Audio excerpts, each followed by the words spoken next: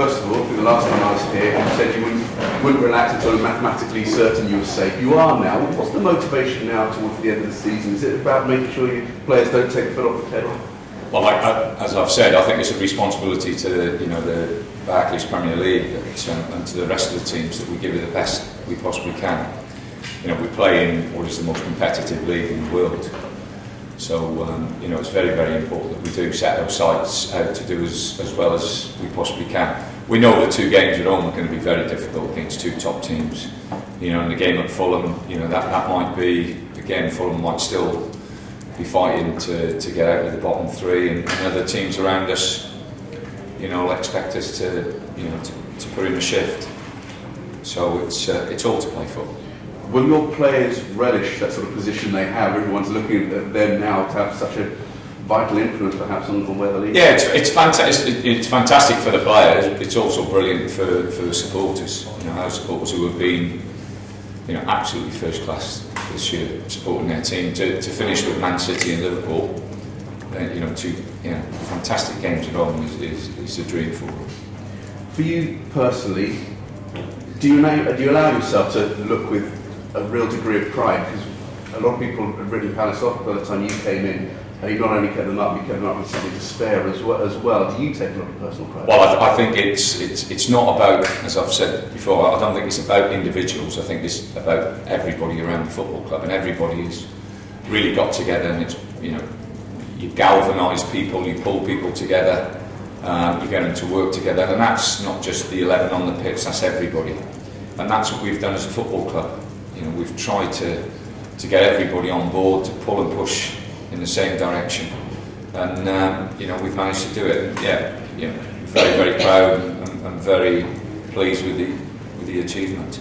I think in the time that you've been here, if you take those results, you'd be about 7th or 8th. Does that raise expectations for you?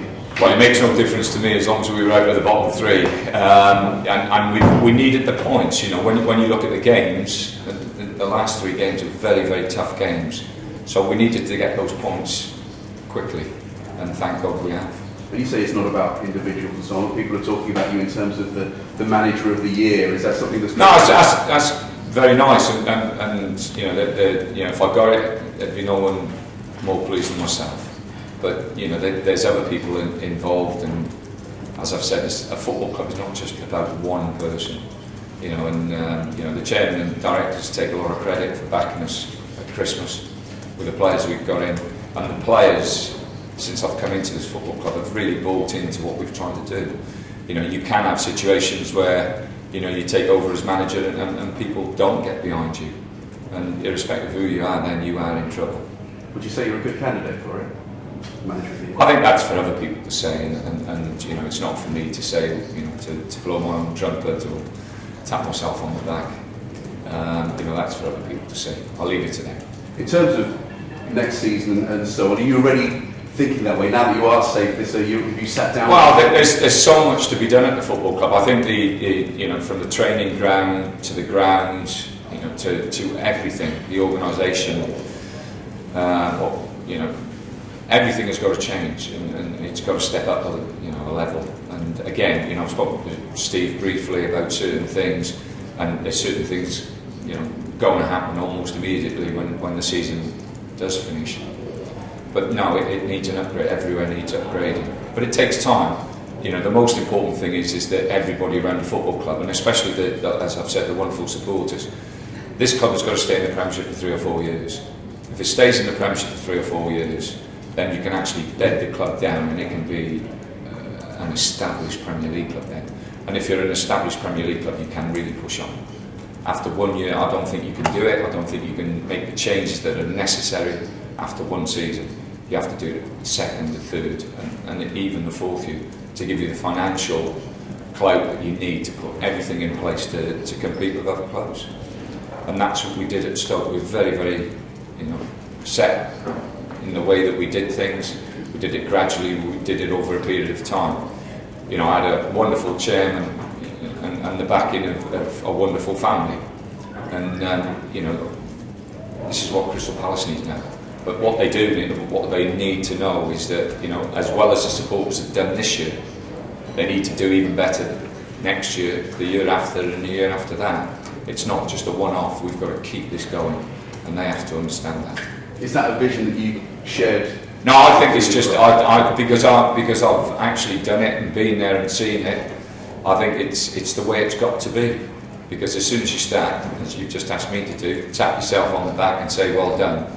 In this game, you know, it can kick you in the backside. But obviously with the success you've had, people immediately start to speculate about, you know, other jobs and so on like that. You talk about this plan for the future for Palace. Do you see the man to be sort of pulling all that together over the next 2-3 years? Well, you know, the plan is not just my plan. The plan has to be the chairman's plan, the director's plan, and everybody has to buy into it. And we haven't had that discussion yet. We haven't had that chat yet. But you know, my dealings with Steve, he's a Palace supporter. It's lovely working for exactly the same as we had at Stoke. It's lovely to work for people who are actually supporters. You know, that they live in this area or they've been based in this area. You know, and they're big Palace supporters. So I'm sure they'll want the best for their football club. And you know, I think I'm talking a little bit of common sense by saying how important it is to now push on to make sure we do stay in next year and the following year and the year after that. Can I ask you what the latest is in the situation with Cardiff? I know there have been meetings. That's down to, you know, the Premier League now and the football club. You know, for me, it's, you know, let them get on with it and let's see what they say. Has it annoyed you at all that it's almost not cast a shadow over the achievements you've had, but it's been there in the background while Palace have been achieving great things? You know? Well, I think the best thing to do is to wait and see what is said and on what conclusions they come to, and then we'll comment as a football club after that. Can I just get a couple of things? Something that we're asking everyone though about the situation at Manchester United because of the LMA have been involved and the handling of David Moyes' exit from Old Trafford. Well, I personally, you know, I'm disappointed. I'm really disappointed for David. I think David deserved longer. I think, you know, the way it was, you know, handled was disappointing as well, because Manchester United, for the past, how many years has Sir Alex been there? 26 years. You know, it's been a beacon of how you should run your football club in respect of stability and how it was built and how it was run. And I think a lot of that has been washed away over the past couple of days in the way they've handled this situation, and that's my personal view. Tell me, any teams, first of all, any injuries? Yeah, Shamak and KG are doubts. You know, we're hoping that they might make it. You know, but they're doubts at the moment. Okay. When you arrived here and you took over the club, did you actually believe this team was capable of achieving what it has done with you? I knew you'd have to do a lot of work, and we'd have to get. It was you know, just finding out the strengths and the weaknesses of the group, and you know, individually, could they have survived? I'm not so sure, but collectively, any team can survive if they're prepared to put the work in and the effort to make themselves a team, and that's what we've tried to do, is just make, you know, the individuals a team, and a team in respect of a team that plays together and works together. 43 points. Is it hard to imagine that now you could actually be inside the top 10? Well, like I said, we've got 3 very, very tough games coming up, but now we're delighted. It's been a wonderful season, you know, to step into a football club and achieve what we've achieved.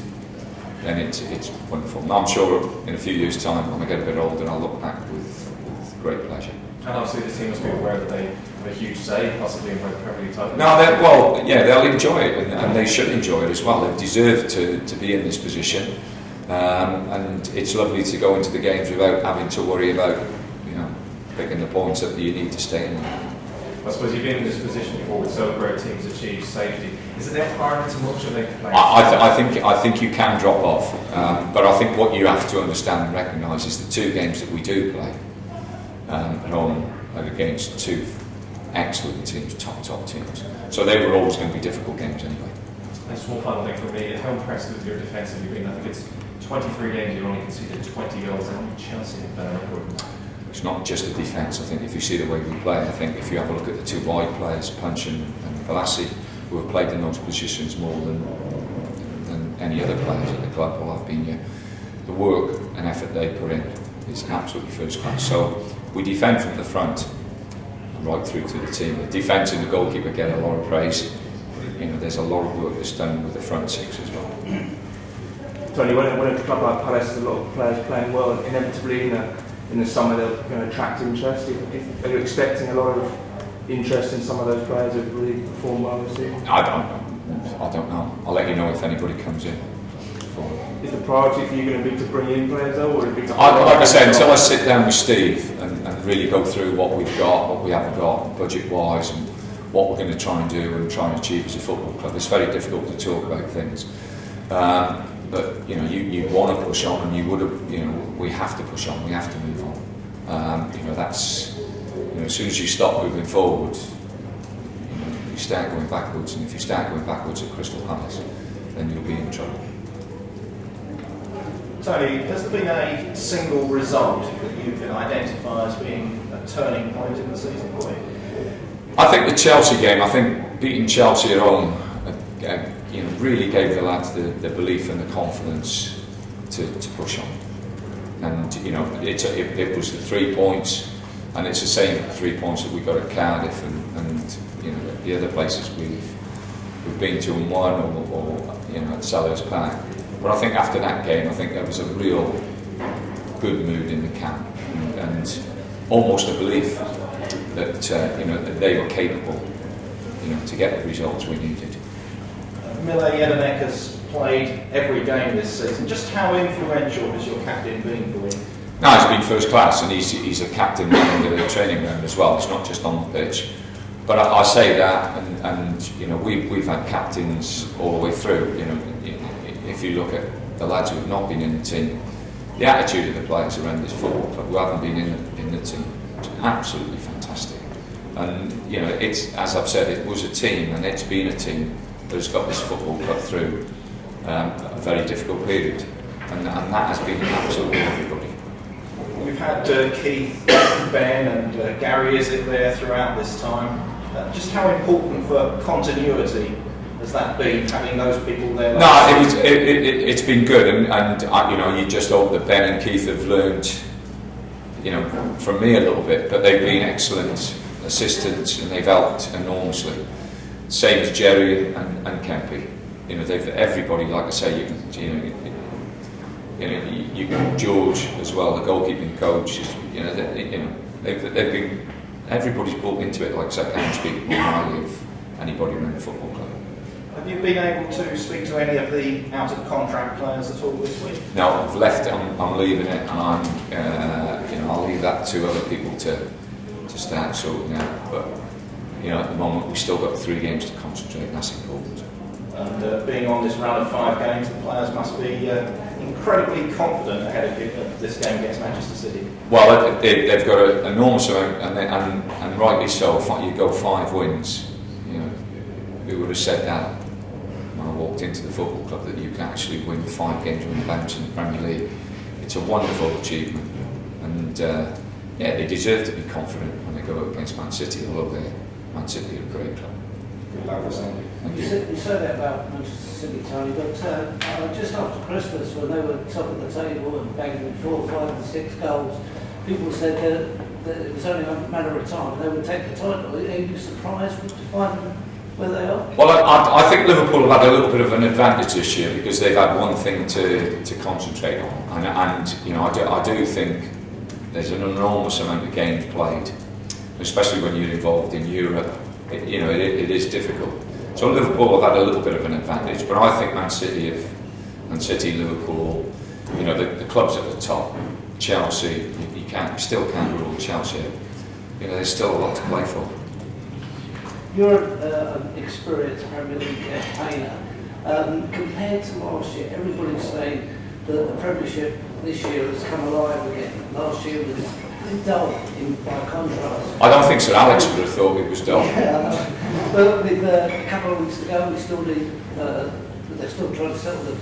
No, I you know, like I said, we're out of it now. So you know, I can sit here and say, yeah, brilliant, bring it on. You know, can't wait until it all happens. You know, but if I'd have been involved in it, But generally, have you felt No, that? it's a wonderful league. It's a relentless league, and I think it's been shown again this year that if you don't turn up with the right frame of mind, irrespective of who you are, you can get beat on the day. And this is why I think it's the most competitive league in the world. Because you look abroad, and there's always the same clubs at the top of the league, and they don't lose many games. Whereas in the Premiership, again this year, it's been proven that you can beat the big teams on any given day. Tony, from your experience at Stoke, what's next season going to be like for Palace? Difficult. You know, like I said, it's fantastic we've stayed up.